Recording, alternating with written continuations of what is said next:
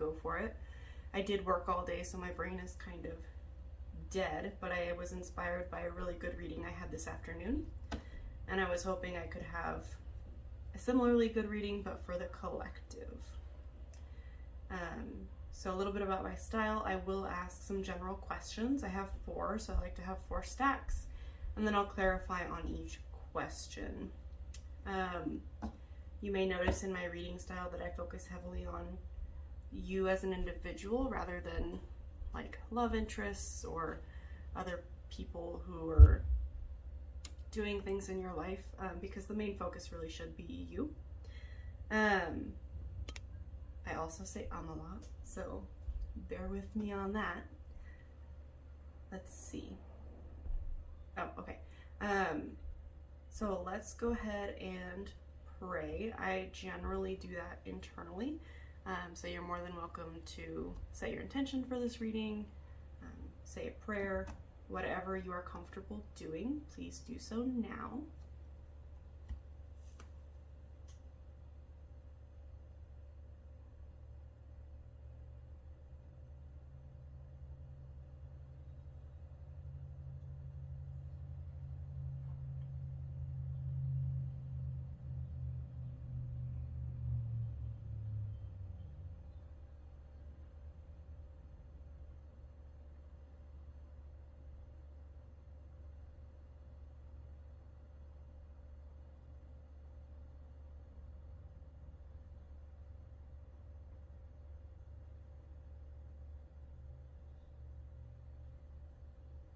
Okay. I do tend to be a little informal, so if that's not your style, please feel free to watch someone else. So I'm going to go ahead and get us started with the, I think it's the After Tarot deck. Yeah, it is. It's one of my favorites, but I'm going to go ahead and get us, you know what, actually no. We're going to start with the very first deck I've ever owned. I have like 21 decks now, but this is the oldie but goodie. It's the Art Nouveau Tarot. So the first question I have lined up is, what is the current collective energy or environment? And you'll notice that my readings, they're not specific to a sign, right? Because we all live through each sign, you know, each calendar year we go through all the signs. So I don't like to be specific in that way. And I also don't really time stamp my videos because I'm a very firm believer that when you see something is when you're meant to see it, right? So that's when the reading applies, is when you're seeing it, when you're called to it, when it appears in your feed, it's for you and there's a message for you, right? So my second question is, how is collective meant to be directing your energy? So this could be your focus right now. Okay. And then the third question is, what does collective need to know about this activity or their current energy?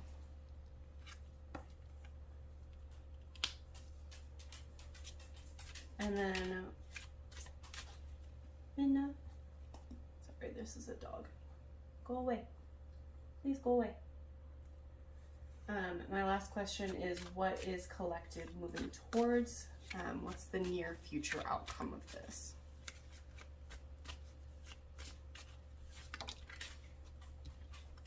Very good outcome. Okay. And then I do always look at the bottom of the deck just as general energies in the reading. So I'll go ahead and I'll put that there. Hopefully you can still see it. And then I'm going to go ahead and clarify with the After Tarot. Okay. And why is the Devil in this spread? Okay. I do also like to pull all my cards first and then read, so if you're not really a fan of that, again, feel free to watch somebody else. So why is the Seven of Cups here? And the Ten of Cups. What can you tell me about the Ten of Cups?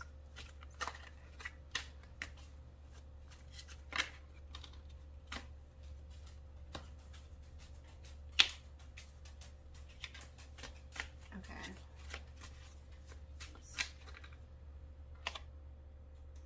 Okay.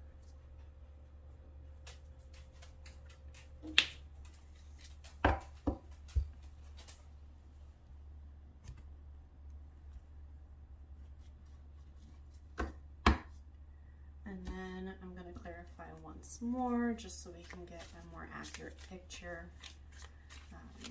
Why is the Queen of Pentacles and the Fool here?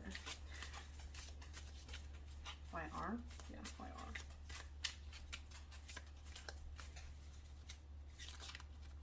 Midna, go lay down. Lay down. I'm sure they can hear your nails. Lay down. Thank you.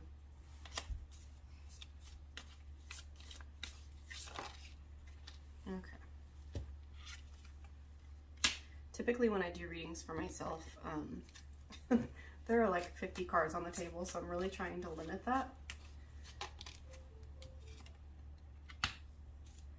Okay, and why is the Seven of Cups and the Page of Pentacles present?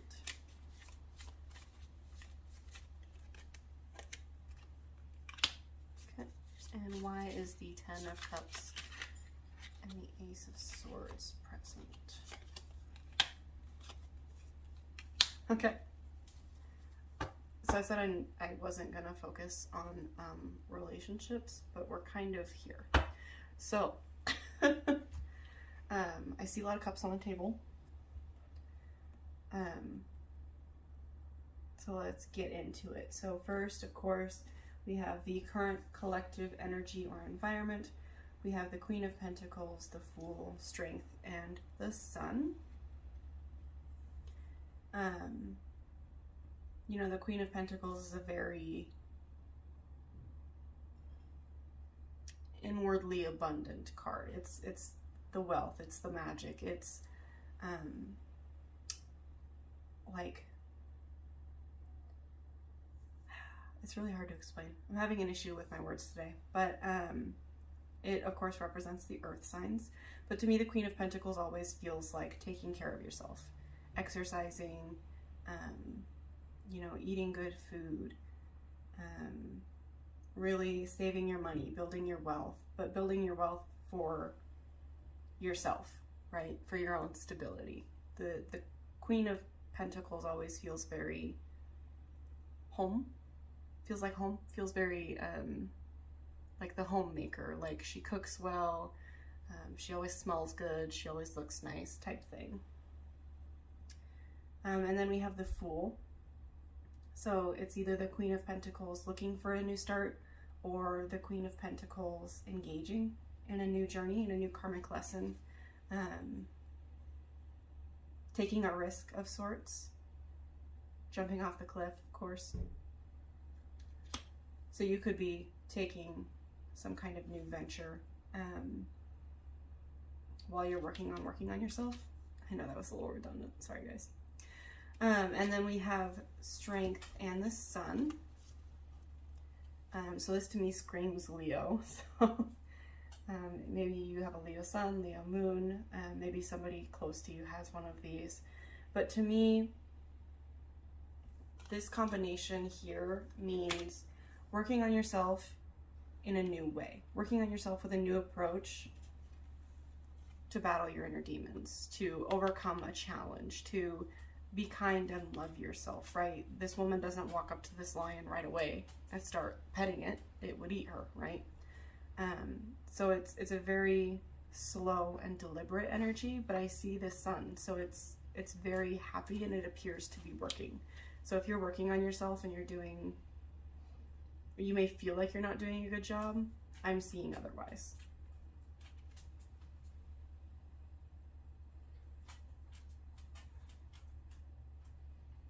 Sorry, I'm just taking a minute to think about the cards to see if I have anything else that I'd like to channel.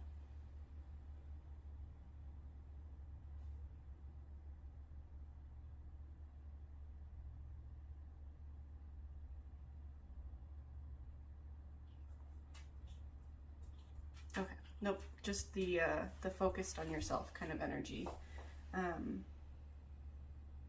So then we have, how is collective meant to be directing their energy?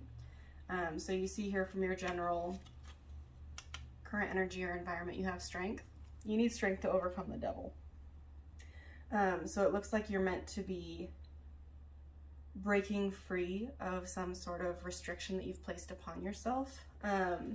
These two cards tell me that, you know, there's potentially Capricorn energy. So maybe an obsession or something that you've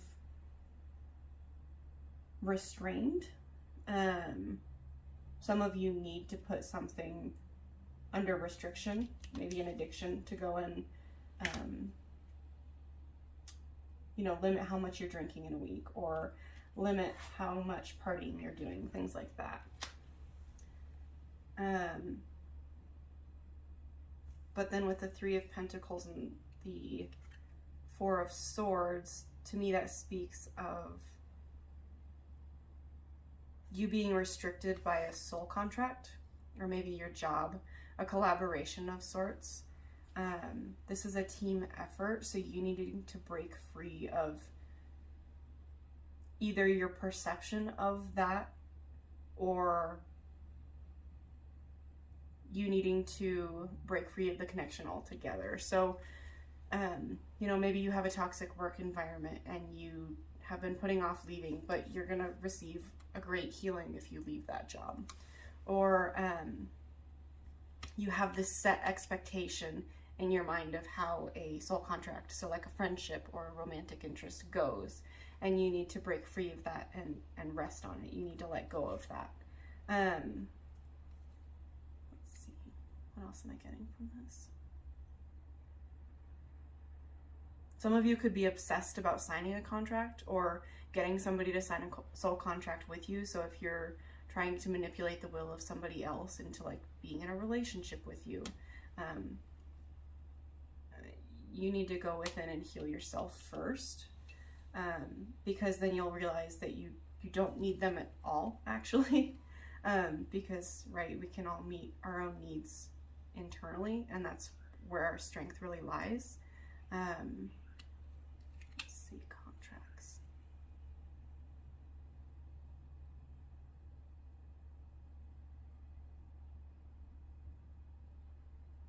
Okay.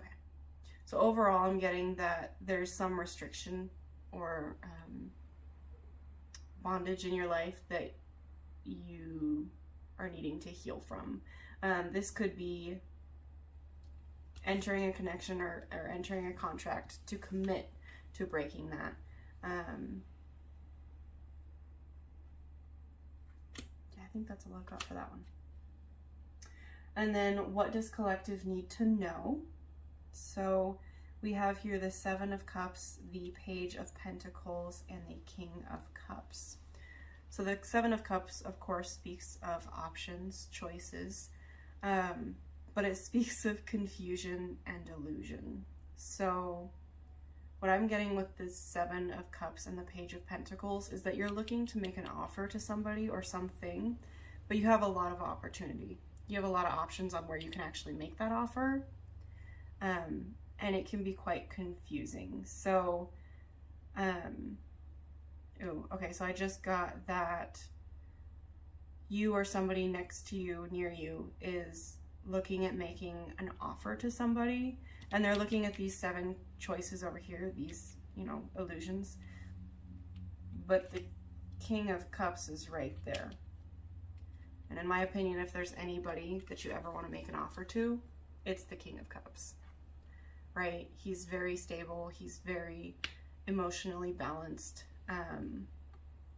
You know, this is the card that loves a lot but doesn't drown in it.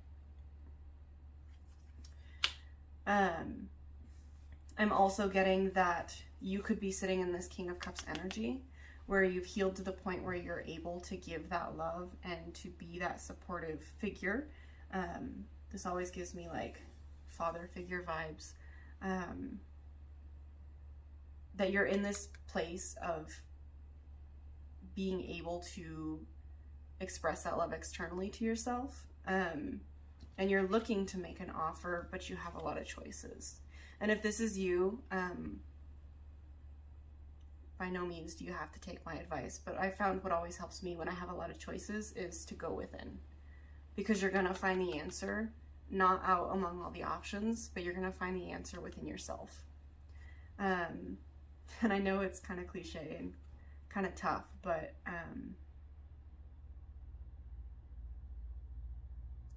you'll find a better sense of direction from within. That's what I'm getting.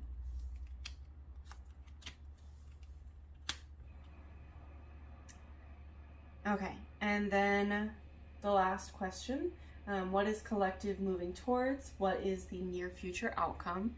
So we got the 10 of Cups, and that's incredible, right?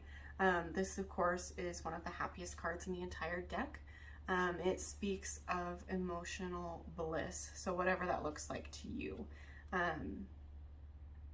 Typically, it means you're emotionally fulfilled, and there's a community around that emotional fulfillment. Excuse me. So that's clarified by the Ace of Swords. So there's a truth about this emotional fulfillment, and maybe that's the truth that you found within, right? So you were looking at getting from the 7 of Cups to progress, right? Because we progress through the suits. So with the King of Cups and the 7 of Cups, that's the 8 of Cups. So you would be moving on from all of those options towards your 10 of Cups, right? And that could be a truth about you moving on. It could also be a clarity towards your expectations around what you want your soul contract to look like, what you want this 10 of Cups to look like. I find that being attached to a specific outcome has only ever hurt me. I have found that going within and finding what you truly want, and then moving in the present moment to align yourself to what you want rather than who you want, that you come closer to your 10 of Cups. And that could be that clarity that you need to reassess your expectations. And of course, it's clarified by the Lovers. So it's to me saying that there's an expectation in romance that you have that might need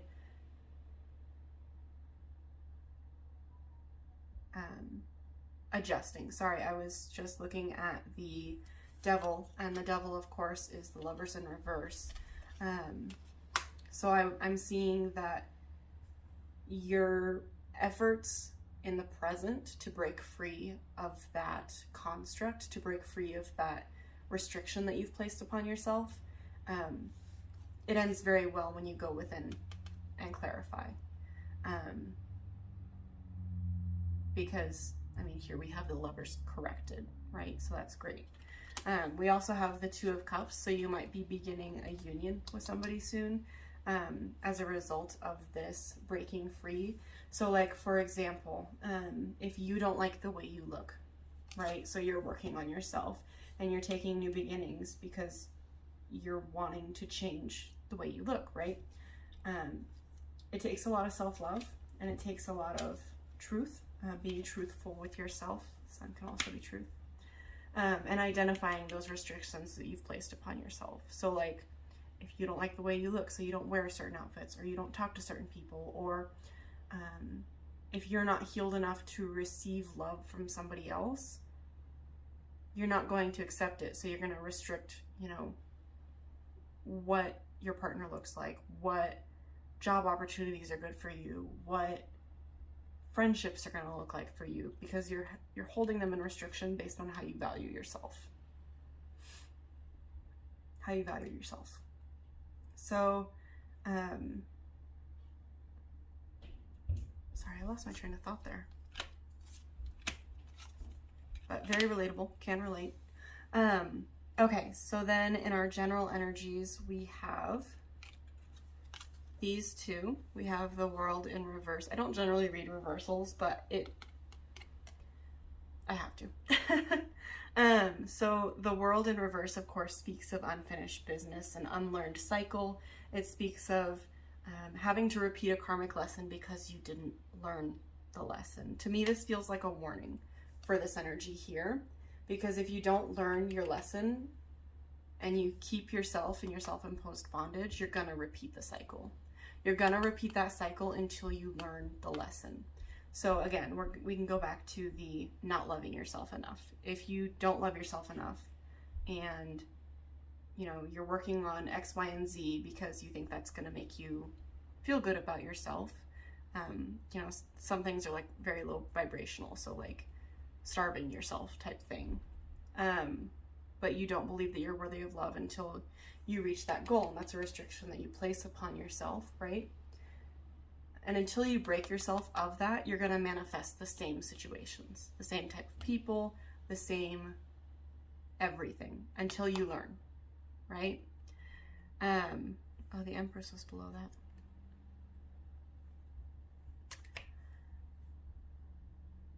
I only mention it because it's like, it's all the queens together, right? So it's the balance of all of them, and it's the ultimate divine feminine, so it's abundant, right? The Empress doesn't have to chase anything. Resources come to her because of her nurturing and her open, loving nature, right? That's just how it works. So then around that we have the Wheel of Fortune, so that karmic lesson, that learning your karmic lesson. The wheel, of course, does turn, right? But as you learn karmic lessons, it feels like you get further and further to the outside of the ring until you can finally sit beyond it because you've learned your lessons, right? You've ascended. And then the other card we have here is the Ten of Pentacles. So your community could be very useful in breaking you free of these preconceived notions.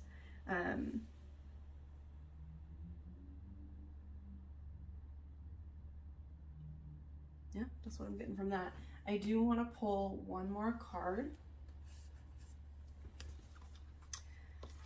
It's actually from a new deck. I kind of love it. Okay, so it is called the Star Codes Astro Oracle. And I'd like to close out with one card to summarize the reading. Okay, and what should collective take away from this reading? Arrival, first house. Okay, I'm gonna try not to read so monotone, so I'm sorry if I do. Okay. The first house describes how you enter the world, your first impressions, and the birth of your journey of self-discovery. If your chart were a village map, the first house would be the gateway and information center. Planets in the first house are just about to rise over the eastern horizon, where the sun would be just before the dawn, so we feel them strongly. Action. Take responsibility for how you are perceived. As you walk in the door, assess what you lead with, what your mannerisms, appearance, and signals say. Notice if you lead with charm or prickly defenses, with your mind or heart, or whether you are versatile, changing your approach to fit the circumstance. Investigate how the first impression affects your identity and interactions. People read what you put out.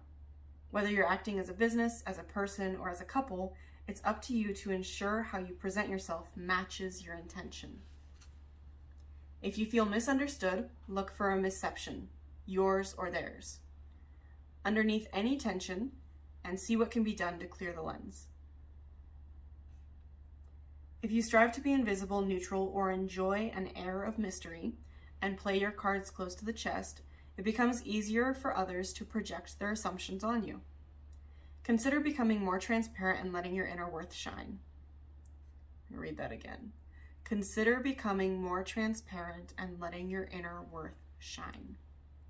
The first house can also bring with it a surge of temper or other strong emotions that rush to your head like mercury in a hot thermometer. If this happens, bring your awareness back to your feet. This metaphor also applies to a business or project. Leadership may be too strong, and attention needs to be brought back to the boots on the ground. Okay, your challenge with this card is your challenge to see beyond the shallowness of appearances. See behind smoke screens and take responsibility for how you are perceived. And the gift is evaluate how you interact with the world as the beginning of a journey of self-discovery.